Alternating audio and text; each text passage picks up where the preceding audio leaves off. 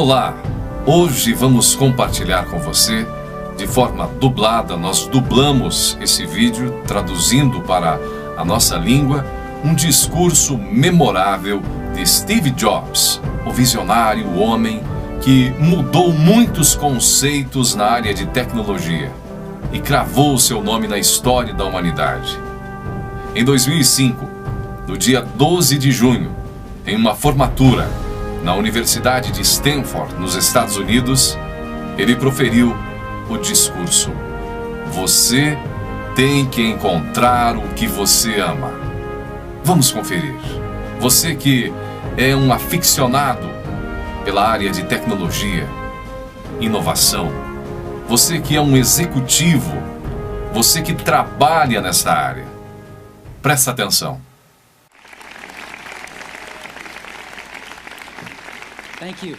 Obrigado. É uma honra estar com vocês hoje nessa formatura de uma das mais excelentes universidades do mundo. Verdade seja dita, eu nunca me formei na faculdade. Esta foi a vez na vida em que eu cheguei mais perto de uma formatura de faculdade. Hoje eu gostaria de contar para vocês 3 histórias da minha vida. É isso, não é grande coisa, só 3 histórias. A primeira história é sobre ligar os pontos. Eu deixei a Reed College depois dos primeiros 6 meses, mas então eu fiquei um tempo de 18 meses antes de eu realmente sair. Então, por que eu saí? Começou antes de eu nascer. Minha mãe biológica era uma jovem e solteira estudante de faculdade, e ela decidiu me colocar para adoção. Ela achava muito fortemente que eu deveria ser adotado por pessoas formadas, então tudo estava preparado para que quando eu nascesse, fosse adotado por um advogado e sua esposa. Exceto que quando eu apareci, eles decidiram no último minuto que na verdade eles queriam uma garota. Então meus pais adotivos, que estavam numa lista de espera, receberam uma ligação no meio da noite perguntando: "Nós temos um garoto inesperado, vocês o querem?" Eles disseram: "É claro." Minha mãe biológica mais tarde descobriu que minha mãe adotiva nunca se formou na faculdade e que meu pai adotivo nunca se formou no colégio, ensino médio. Ela se recusou a assinar os papéis finais da adoção. Ela só cedeu alguns meses depois, quando meus pais adotivos prometeram que um dia eu iria para a faculdade. Esse foi o começo na minha vida. E 17 anos depois eu fui para a faculdade. Mas, ingenuamente, eu escolhi uma faculdade quase tão cara quanto Stanford. E todas as economias dos meus pais de classe operária estavam sendo gastas na minha educação superior. Depois de 6 meses, eu não podia enxergar o valor daquilo, eu não tinha ideia do que queria fazer com minha vida e nenhuma ideia de como a faculdade poderia me ajudar a descobrir. E lá estava eu gastando todo o dinheiro que meus pais economizaram durante suas vidas inteiras. Então eu decidi sair e confiar que tudo ia acabar dando certo. Era bem assustador naquela época, mas olhando para trás, foi uma das melhores decisões que eu já tomei. Assim que eu saí, eu pude parar de assistir às aulas obrigatórias que não me interessavam e comecei a assistir as que pareciam interessantes. Nem tudo foi tão romântico. Eu não tinha um dormitório, então eu dormia no chão do quarto dos amigos. Eu devolvia garrafas de Coca-Cola aos depósitos por 5 centavos para poder comprar comida, e eu andava 7 milhas através da cidade toda noite de domingo para pegar uma boa refeição semanal no templo Hare Krishna. Eu amava aquilo. E muito do que eu encontrei seguindo minha curiosidade e intuição se mostrou de valor incalculável mais tarde. Deixe-me dar um exemplo. A Reed College, naquele tempo, oferecia, quem sabe, a melhor instrução sobre caligrafia no país. Por todo o campus, cada pôster, cada etiqueta em cada gaveta apresentava uma bela caligrafia manual. Por eu ter saído e não ter que assistir às aulas normais, eu decidi tomar aulas de caligrafia para aprender a fazer aquilo. Eu aprendi sobre caracteres com e sem serifa, sobre a variação do espaço entre diferentes combinações de letras, sobre o que torna a grande tipografia grande. Era bonita, histórica, artisticamente sutil de uma maneira que a ciência não pode capturar. E eu achei aquilo fascinante. Nada disso tinha sequer um lampejo de aplicação prática na minha vida. Mas 10 anos depois, quando nós estávamos projetando o primeiro computador Macintosh, aquilo tudo voltou para mim. E nós colocamos tudo no Mac. Foi o primeiro computador com uma tipografia bonita. Se eu nunca tivesse entrado naquele simples curso da faculdade, o Mac nunca teria múltiplos tamanhos de letra ou fontes proporcionalmente espaçadas. E já que o Windows copiou o Mac, provavelmente nenhum computador pessoal teria.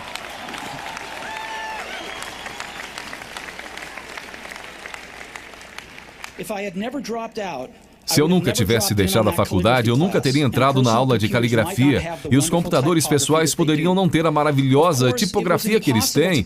Claro que era impossível conectar os pontos para frente quando eu estava na faculdade, mas ficou muito claro olhando para trás 10 anos depois. De novo, você não pode conectar os pontos olhando adiante, você só pode conectá-los olhando para trás. Então você tem que confiar que os pontos de algum jeito vão se conectar em seu futuro. Você tem que confiar em alguma coisa, seu Deus, destino, vida, karma, seja o que for. Porque acreditar que os pontos vão se ligar em um momento vai te dar confiança para seguir seu coração, mesmo que ele te leve para um caminho diferente do previsto. E isso fará toda a diferença.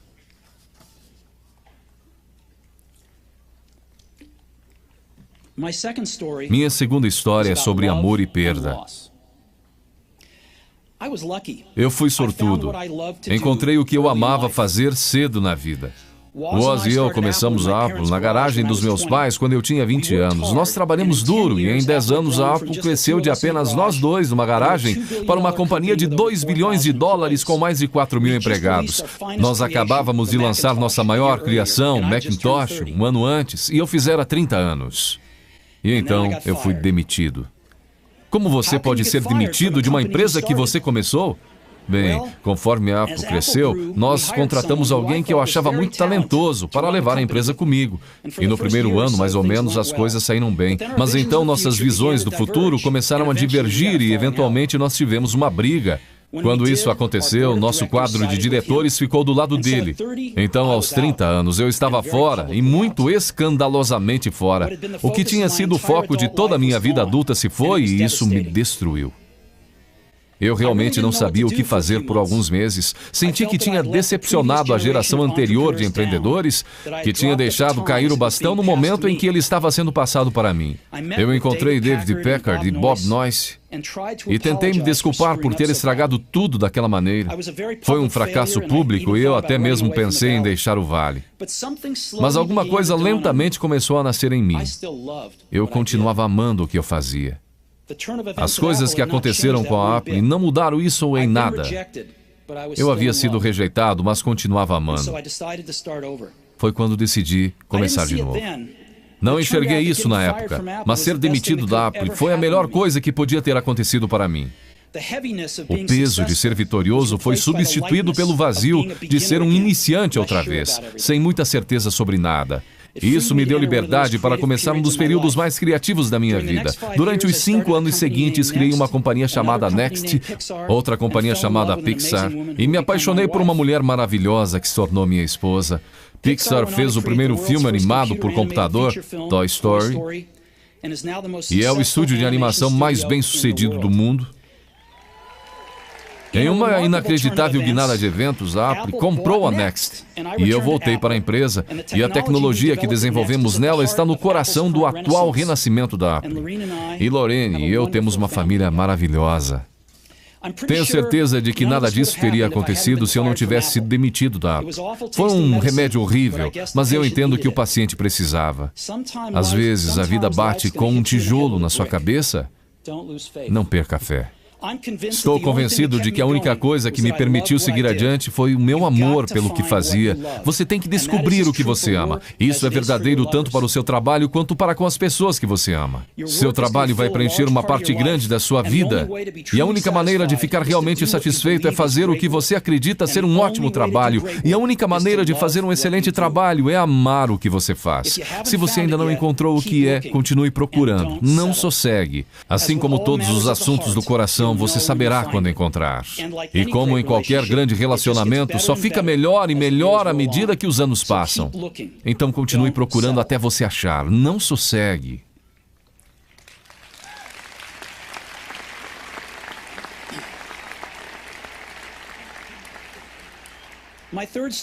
Minha terceira história é sobre a morte. Quando eu tinha 17 anos, eu li uma citação mais ou menos assim: se você viver cada dia como se fosse o último, algum dia provavelmente você vai acertar. Aquilo me impressionou e desde então, nos últimos 33 anos, eu tenho olhado no espelho cada manhã e perguntado a mim mesmo, se hoje fosse o último dia da minha vida, eu ia querer fazer o que eu vou fazer hoje?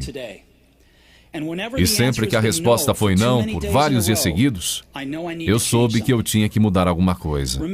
Lembrar que eu logo vou estar morto é a ferramenta mais importante que eu já encontrei para me ajudar a fazer grandes escolhas na vida. Porque quase tudo, toda a expectativa exterior, todo o orgulho, todo o medo de dificuldades ou falhas, estas coisas simplesmente somem em face da morte, deixando apenas o que é realmente importante. Lembrar que você vai morrer é a melhor maneira que eu conheço para evitar a armadilha de achar que você tem algo a perder. Você já está nu, não há razão para não seguir seu coração. Mais ou menos há um ano eu recebi um diagnóstico de câncer. Eu fiz um exame às 7h30 da manhã e ele mostrou claramente um tumor no meu pâncreas. E eu nem sabia o que era um pâncreas. Os médicos me disseram que era quase com certeza um tipo incurável de câncer e que eu não devia esperar viver mais do que de 3 a 6 meses. Meu médico me aconselhou a ir para casa e botar meus negócios em ordem, o que no idioma dos médicos significa prepare-se para morrer. Significa tentar dizer aos seus filhos tudo o que você pensou que teria os próximos 10 anos para lhes dizer em apenas uns poucos meses. Significa ter certeza que tudo está no lugar para que seja tão fácil quanto possível para sua família. Significa dizer adeus. Eu fiquei com aquele diagnóstico o dia inteiro. Depois, naquela noite, eu tive uma biópsia, em que eles enfiaram um endoscópio na minha garganta através do meu estômago e dentro dos meus intestinos colocaram uma agulha no meu pâncreas e pegaram algumas células do tumor. Eu estava sedado, mas minha esposa, que estava lá, me disse que quando eles viram as células no microscópio, os médicos começaram a chorar, porque descobriram que era uma forma muito rara de câncer pancreático que seria curável através de cirurgia. Eu fiz a cirurgia e hoje eu estou bem.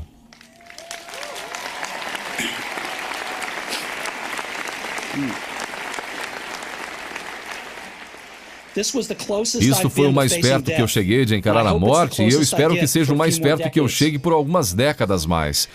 Tendo sobrevivido, hoje eu posso dizer isto a vocês com um pouco mais de certeza do que quando a morte era um conceito útil, mas puramente intelectual. Ninguém quer morrer. Mesmo as pessoas que querem ir para o céu não querem morrer para chegar lá. E mesmo assim, a morte é o destino que todos nós compartilhamos. Ninguém nunca escapou dela. E é como deveria ser, porque a morte é muito provavelmente a melhor invenção da vida. É o agente de mudança da vida. Ela tira o velho do caminho para dar espaço ao novo. Por enquanto, o novo são vocês.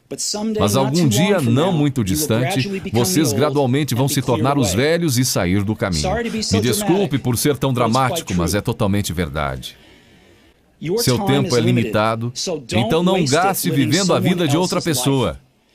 Não caia na armadilha do dogma, que é viver com os resultados do pensamento de outra pessoa. Não deixe o ruído da opinião alheia sufocar sua voz interior.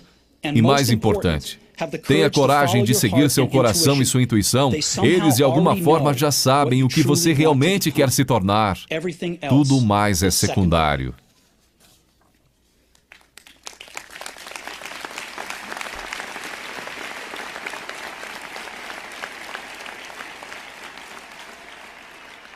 Quando eu era jovem, havia uma maravilhosa publicação chamada O Catálogo de Toda a Terra, que era uma das bíblias da minha geração. Foi criada por um camarada chamado Stuart Brand, não muito longe daqui, em Menlo Park. E ele deu vida à publicação com seu toque poético. Isso foi no final dos anos 60, antes dos computadores pessoais e da editoração eletrônica, então tudo era feito com máquinas de escrever, tesouras e câmeras Polaroid. Era tipo o Google formato brochura, 35 anos antes do Google aparecer. Era idealista e com abundância de recursos elegantes e ideias brilhantes. Stuart e sua equipe publicaram várias edições de O Catálogo de Toda a Terra, e então, quando seu papel estava cumprido, eles publicaram uma edição final. Era meados dos anos 70 e eu tinha a idade de vocês. Na contracapa da edição final havia uma fotografia do amanhecer em uma estradinha de terra, do tipo em que você poderia ficar pegando carona se você for aventureiro. Embaixo dela estavam as palavras Stay Hungry, Stay Foolish. Era a mensagem de despedida deles ao sair do ar.